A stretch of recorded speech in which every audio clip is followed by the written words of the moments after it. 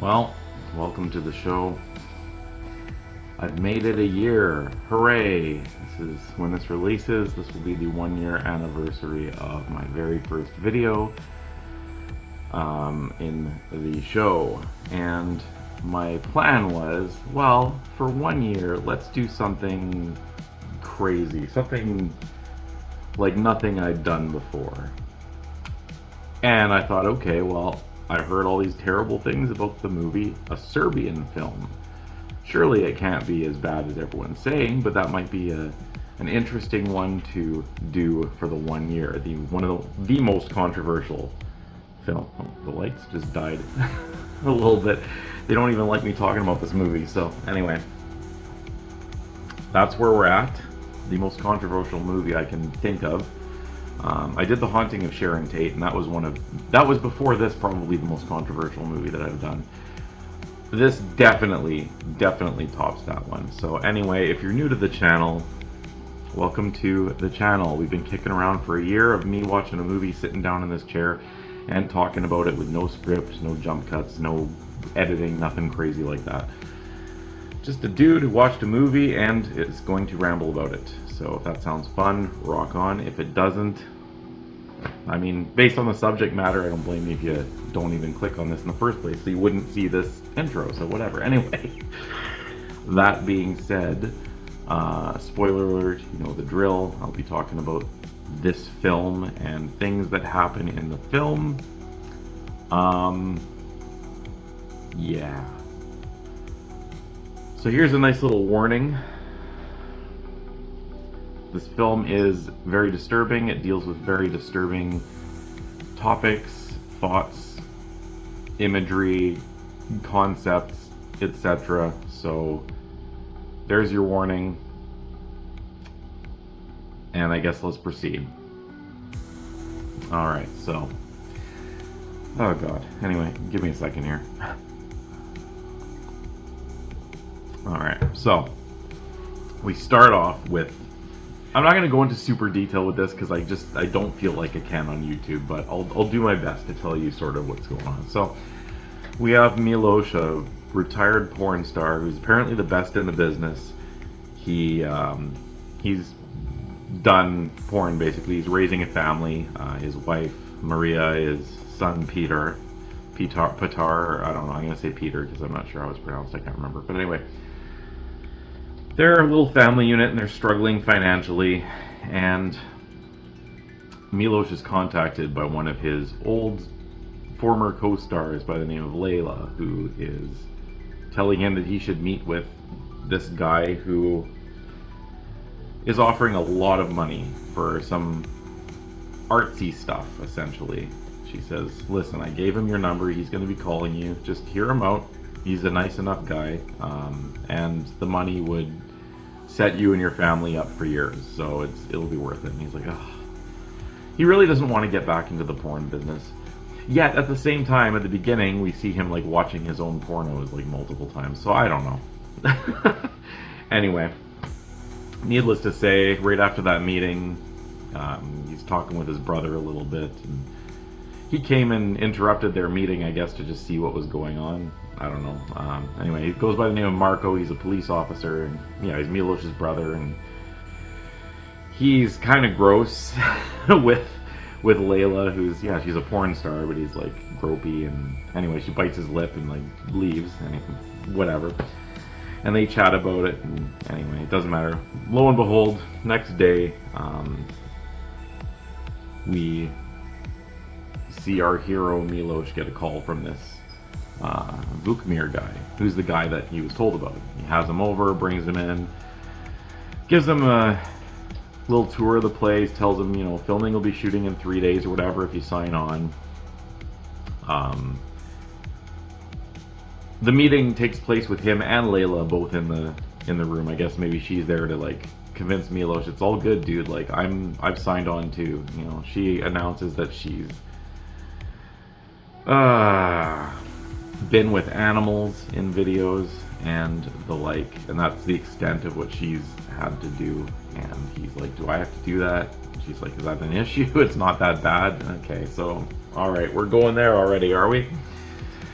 Anyway, the contract is presented, and it's very bare bones. Like, it doesn't describe what they'd be filming, it doesn't describe the kind of movie. I mean, obviously they're pornographic films, because that's the industry, but it doesn't really explain the kind of things. So he's like, I don't know, man, I can't really sign this if I don't know what it is. And Vukmir kind of explains, like, that's the point, though. What makes it real is the fact that we have the script and you do not.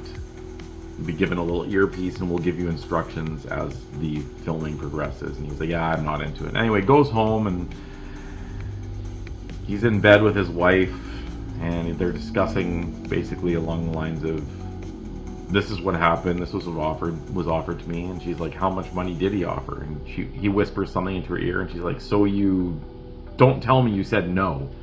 He's like, I said no. Anyway, I guess they talked it over and agreed that, like, they need the money, so he signs the contract essentially, and they begin filming. So he's given an earbud on his first day, and he's brought into a room, and there's, what was the first scene? I don't even remember. The first one was so tame and basic that it wasn't really a big deal. I think it was something along the lines of, like, okay, so they bring him into an orphanage, and it sounds really bad off the bat, but I mean, it is bad, but this part isn't that bad. Anyway, brings him into an orphanage, meets one of his co-stars, who takes him into a room and, like, orally does her thing to him. And then there's, like, a little orphan on the stair whose mom is being abusive and, like, pulling her off and carrying her off somewhere. And anyway, then they proceed with the oral stuff. Anyway, and that's the first scene, and he's like, yeah, it's kind of weird. And then further in filming, there's another scene where he's brought into this room, and there's a woman. It's the mother of that orphan girl or whatever. I think it is. And it's hard to tell, honestly, in this film. I kind of was like, what the hell's going on half the time? But anyway, I'm pretty sure that's who it is. It's a woman regardless. And she's on the ground, and she starts to please him or whatever, and all of a sudden he looks, and, like, there's that little orphan girl sitting on the chair watching this, and he stops and he's like, and something within his ear is like, hit her or something, and he does.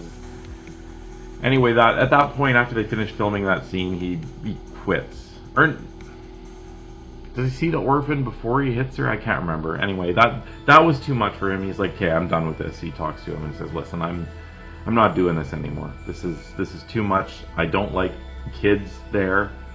That really bothers me. I'm not doing that. Vukmir's all like, yo, I completely understand. But he's clearly fucked in the head. I mean, I'm gonna just swear, it doesn't matter. This movie, the subject matter of it isn't. If I get a strike, I get a strike just because of the subject matter, not because of swearing, so it doesn't matter. Anyway, he's like, fuck this shit. He's out of there. He's calling Marco, and he asks Marco to do kind of a background check on this guy. And earlier in the film, when Milos was out jogging, I guess, getting prepared for this role to get back into the swing of being a pornographic actor, and jogging, he has this really creepy moment with Milos's wife, where she's like eating an apple and he's getting all turned on by it, and she's just like, okay, fucking no. Anyway, he goes to the bathroom and, like, cranks one out, thinking of his brother's wife or something. I was like, okay, he's a nice guy, obviously. Anyway, Milos calls him and says, can you do a background check on this Vukmir guy? Later they meet, and it turns out that this guy had worked, he worked at the orphanage or something like that, and then he became an employee of, like, the state TV, and then potentially the state secret service, and then he disappeared somewhere in Japan. And essentially, if this guy's made any films, nobody's seen them. So he's kind of like a blank slate. His name is even just like Vukmir, so it's like his first name and surname are the same name, so it's obviously probably an alias, right? Anyway, that's kind of fishy. For whatever reason, does he go back again, or is this the point where all the fucked up shit starts happening? Oh yeah, okay, so he goes back to quit in person formally. He's like, okay, we have a contract, I have to do this professionally. He goes in, and Vukmir is disappointed, obviously, and he's like, no, listen, I don't think you quite understand, like, the concept of what I'm trying to do here, so let me show you a little video.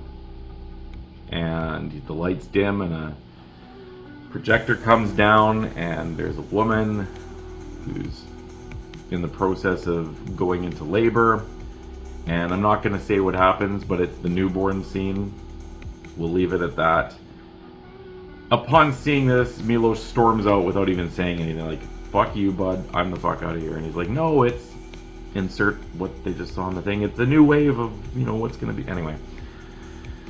As he's driving, he starts feeling a little weird, starts getting a little hazy, and then he sees a woman who was, it's the same woman that was in the, like, Vukmir's assistant. She's the one who brought in the contractor, and she's walking in something skimpy, and he's coming, like, overwhelmed with, like, hormones, and so she comes up to the car, and he, like, gropes her, and she, like, tugs him a little bit, and then he wakes up in his bed at home, and there's, like, dried blood a little bit on the bed, and some on his shirt, and on his face he's got blood here, and it's like, what the hell's going on? Anyway, he's walking through the house calling for his wife. He calls her phone, and it rings on the kitchen table, and he's like, okay, so her phone's here, she's not here, what the hell is going on? Anyway, he goes driving around, and that's when memories of what happened start filling in. So we'll go through his memories. Yeah. So the woman on the street that he saw that gave him a little handy ended up getting in the car and driving him off, and he's brought into a room where there's Vukmir, and he basically says, yeah, by the way, I put some serious aphrodisiac in your whiskey when we had your meeting that you stormed out of, by the way, so, you know, they use it on bulls to get them going. It's like a cattle thing. Anyway, it makes the urge to relieve that particular desire basically overwhelming. So yeah, he arrived there with, like, okay, so the memories are interplaced with what's happening in reality. So he arrives at the building in the current time with, like, a tire iron ready to do some shit.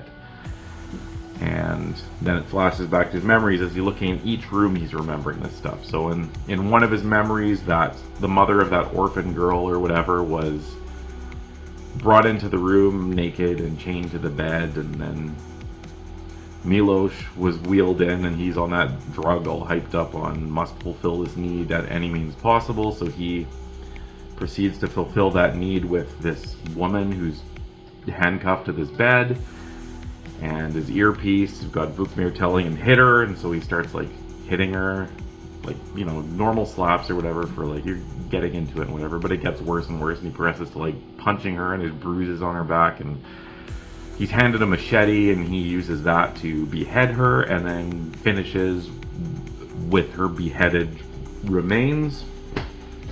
So this is the kind of movie we're getting into.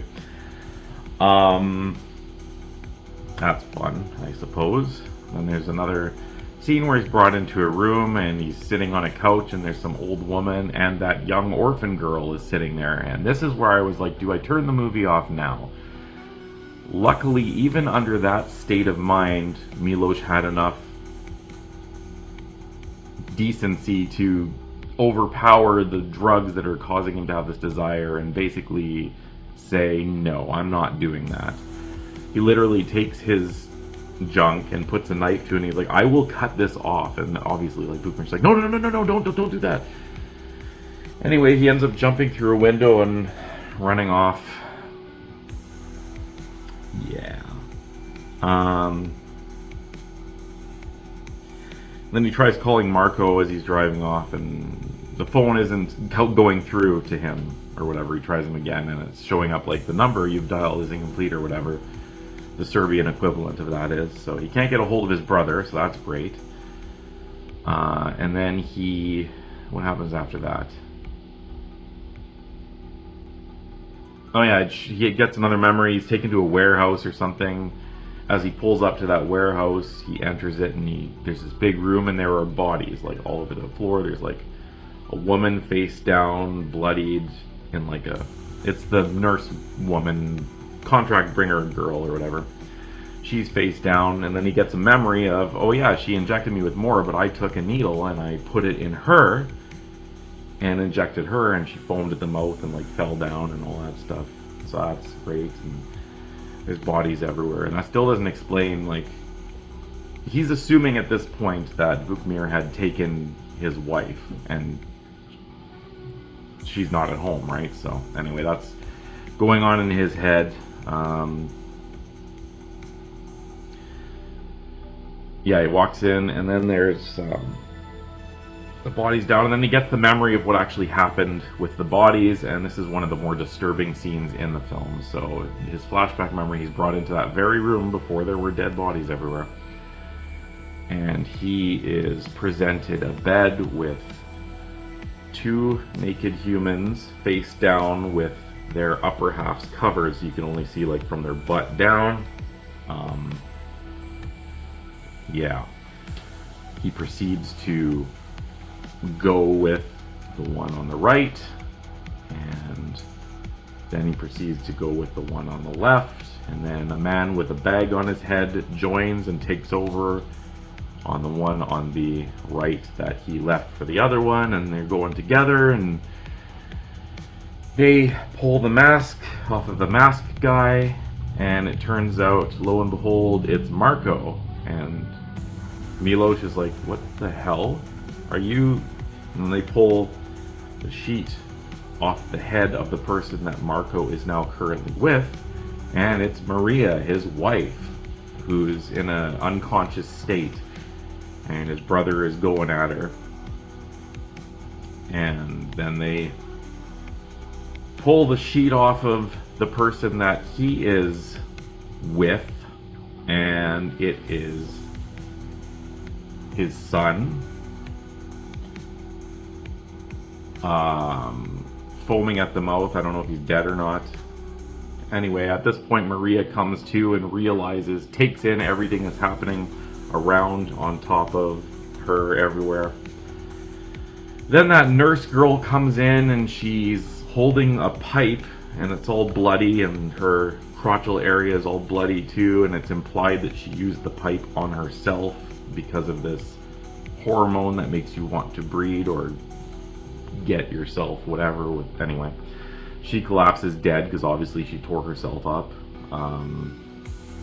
Yeah, real pleasant movie all around. Anyway, this is when Milos finally takes everything in, looks down, looks to his side, and looks at Vukmir and just attacks him, like launches at him and knocks him to the ground, begins smashing his head into the concrete, and there's blood everywhere. And at this point, Maria also comes to and ends up taking, there's like a little statuette or something, a little bust, and she smashes Marcus in the head with it, and he goes flying back, and she basically smashes his face in with this thing.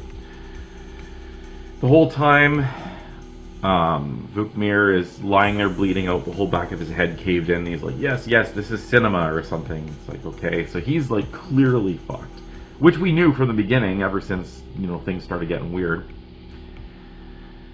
And then we have the two police officers. So police are involved in this, by the way, I forgot to mention. So the people that are chaining these people up and all that were cops. So these two cops attack to stop him from attacking Vukmir, and he grabs a gun and shoots both of the officers, and they're down. And then he does a couple of shots at the big bodyguard guy, who takes one to the stomach, but it's out of bullets, and they have a little wrestling match where he's choking him, and Milos is hitting him and knocks his sunglasses off, and we see he's missing an eye. So he had, like, I guess the sunglasses were covering his missing eye or something. So he proceeds to, I mean, this is the least disgusting thing in the movie based on some of the other things. So the term is skull fuck. That happens to this guy, so clearly he's dead. And then he looks at his wife, still naked, blood all over, and she's holding a knife. She's like, get the fuck away from me. And anyway, he punches her out. cut back to him in this room where all the bodies are after he returned later from coming to. So this is the real modern time, the current time or whatever, and he breaks down. He's like, what the fuck? Anyway, goes home. He remembers locking his wife and son in a room. So he goes and he opens the door and they show Maria holding the son, like, just like lost in what the hell's traumatized whatever. Anyway. So the son is alive, by the way. I guess there's like, they clean themselves up or something. He showers and he's like he takes a gun, the one that he had at that warehouse, and he puts it to his own head, but there's no bullets and nothing fires. And Maria comes in and just like, they're both traumatized, but I mean, I guess she knows that he clearly wasn't in on this. All that stuff was happening, so she's trying to, like, I guess, be comforting without saying anything, touches his hand, whatever.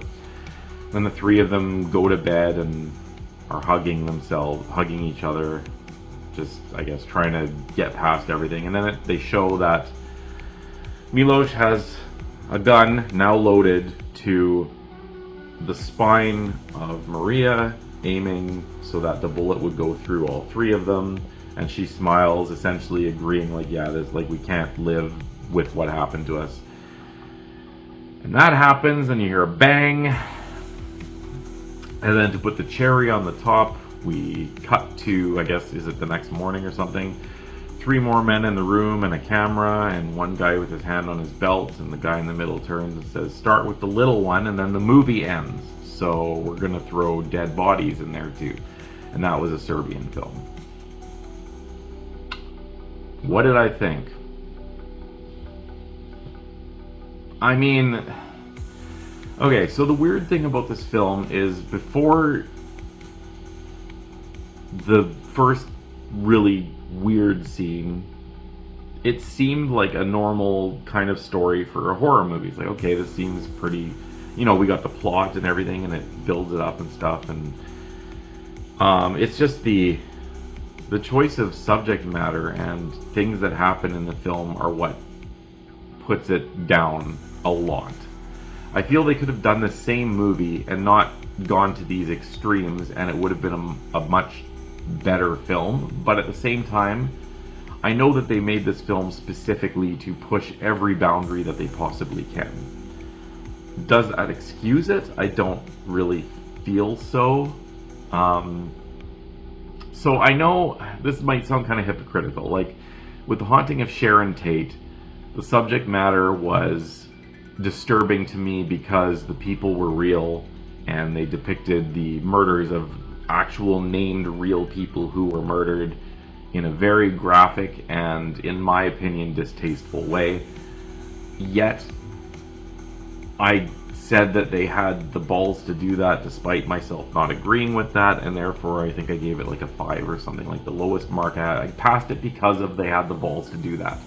Now, how this differs is because it's not just like, I don't know if I can even defend my own opinion of why it's different, but when you're involving things like children and family and necrophilic things, it's a whole other level of, it's not like disrespectful because these aren't based on real people, so it's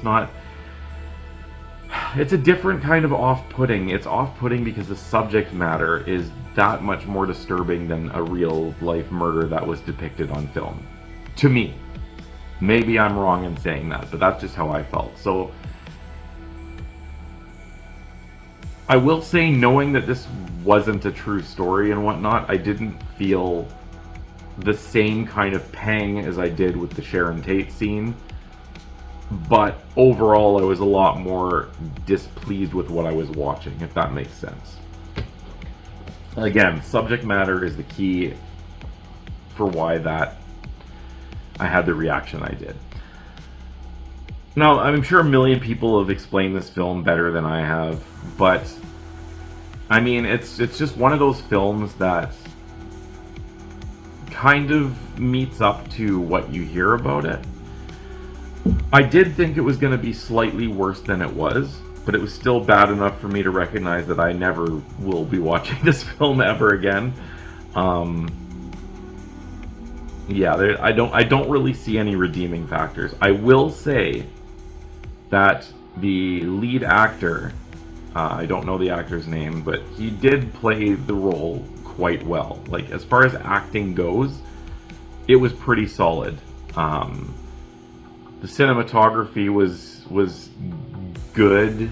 For the subject matter, they used the angles and the lighting and all that made it the most effectively disturbing.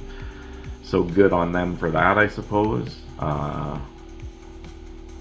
The music, I vaguely remember, was ominous as hell, and it fit the mood in the scenes that you were getting music in, so that was fine. But overall, should you watch this movie? I really don't think you should, and I'm gonna say that with like a strong emphasis on really don't think you should, because it's, I don't know, even if you're curious, I watched it because I was curious, is this as bad as I've heard it is? And I mean, for the most part, yes. But even if it wasn't as bad as I'd heard it was, which I think it was slightly not as bad as what I'd heard, or what I thought it would be in my head, which, what does that say about me, right? I'm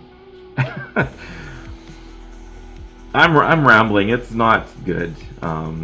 It had, again, if they didn't go to the extremes that they did, it had the potential of being an okay storyline and an okay kind of idea for a film, you know, like the whole drugging concept and all that stuff, and the guy that is piecing together what he did, and like that's a good idea in its sense. It's just the things that happened and were depicted and shown for the most part were a bit much. The gore surprisingly wasn't that bad.